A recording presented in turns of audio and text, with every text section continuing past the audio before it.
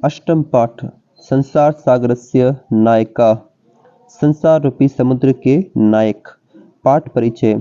प्रस्तुत पाठ में अनुपम मिश्र की कृति आज भी खड़े हैं तालाब के संसार सागर के नायक नामक अध्याय से लिया गया है। इसमें विलुप्त होते जा रहे पारंपरिक ज्ञान कौशल एवं शिल्प के धनी गजधर के संबंध में चर्चा की गई है। पानी के लिए मानव निर्मित तालाब बावड़ी जैसे निर्माणों को लेखक ने यहाँ संसार सागर के रूप में चित्रित किया है। वे अज्ञात नाम वाले कौन लोग थे? सैकड़ों हजारों तालाब अचानक आकाश से प्रकट नहीं हुए हैं। ये तालाब ही यहाँ संसार रूपी समुद्र हैं। इन तालाबों के आयोजन के पर्दे के पीछे बनवाने वालों की इकाई और बनाने वालों की दहाई थी। इस इकाई और दहाई मिलकर ही सैकड़ा अथवा हजार बनाते थे। परंतु विगत 200 वर्षों में नवीन पद्धति से समाज में जो कुछ भी पड़ा है, उस पड़े हुए समाज ने इकाई दहाई और सैकड़ा को शून्य में बदल दिया है। इस नवीन समाज के मन में यह भी जानने की इच्छा उत्पन्न नहीं हुई कि हमसे पहले इतने तालाब को कौन बनाते थे। इस प्रकार के कार्य करने के लिए ज्ञान की जो नवीन विधि विकसित हुई है, उस विधि से पहले संपादित इस कार्य को मापने का किसी ने भी प्रयत्न नहीं किया। इसका सही भावार्थ ये है कि जो अब वर्तमान में जो तालाब हैं वो धीरे धीरे लुप्त हो रहे हैं और जो नवीन पढ़े लिखे समाज है वो इस ओर बिल्कुल भी ध्यान नहीं दे रहे हैं कि जो तालाब थे वो अब कहाँ चले जाए।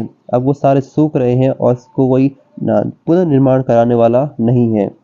आगे, आज जो अज्ञात नाम वाले हैं, पहले वे बहुत प्रसिद्ध थे। संपूर्ण देश में तालाब बनाए जाते थे। निर्माण करने वाले भी संपूर्ण देश में रहते थे।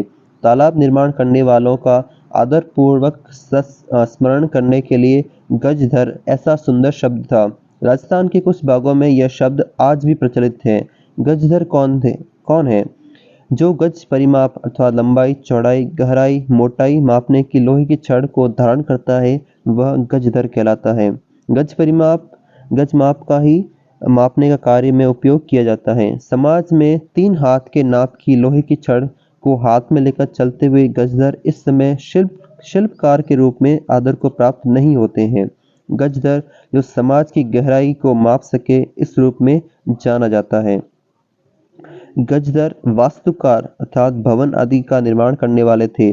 चाहे ग्रामीण समाज हो अथवा शहरी समाज हो, उसके नव निर्माण और सुरक्षा प्रबंध का दायित्व गजधर ही निभाते थे। नगर नियोजन से लेकर लघु निर्माण तक के सभी कार्य इन पर ही आधारित थे।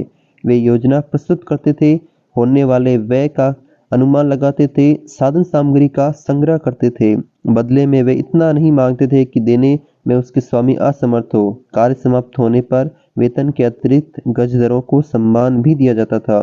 इस प्रकार के शिल्पकारों को नमस्कार।